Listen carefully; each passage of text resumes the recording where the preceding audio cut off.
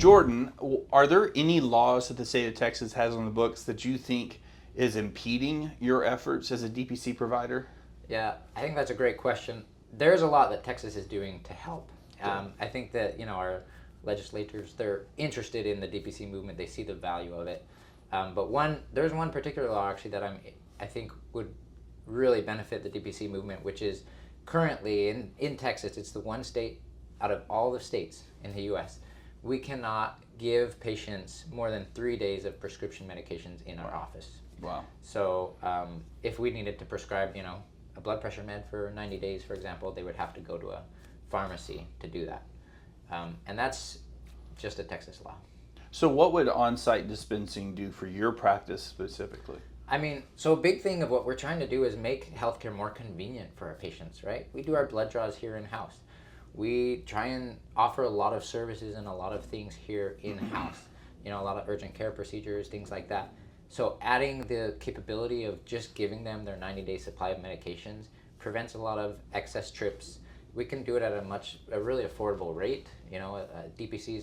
We're not really trying to make money off of those things. Those are just ways that we can help provide more services and increase the care that we're able to deliver to our patients. So why do you think Texas is behind on that? Is it a matter of a particular lobby effort, or is there a fear that if the providers are giving the drugs that they could abuse, some of those controlled substances, or what do you think the issue is? That is a really good question, and I probably don't have a great answer. Probably because I'm not a legislator. I'm not involved in that in that sphere, and I'm sure there's a lot of lobbyists and other things, and I'm sure there's some reasons where they think, hey, well, we want to make sure that docs aren't having certain medications, controlled medications, or high risk medications, and we want that double checking of having a pharmacist double check things, which maybe that's the reason why. Although in certain regions of Texas, if there isn't a close pharmacy, it's okay for doctors to do that. So in certain times it's okay, but in a region like where I'm at, where we're not rural and we have local pharmacies, they don't want us doing that per the Texas law. So I hope it will change. Hope they see the value of what DPC is offering, and I think that that's something that could improve. Awesome.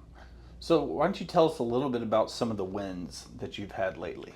Oh, I love the wins, right? So wins are huge, right? I work with a lot of patients, like I mentioned about lifestyle, right? And having patients start making more aggressive lifestyle changes to improve their blood pressure control, to improve their diabetes numbers, right? We're always working on helping their glucose levels get under better control.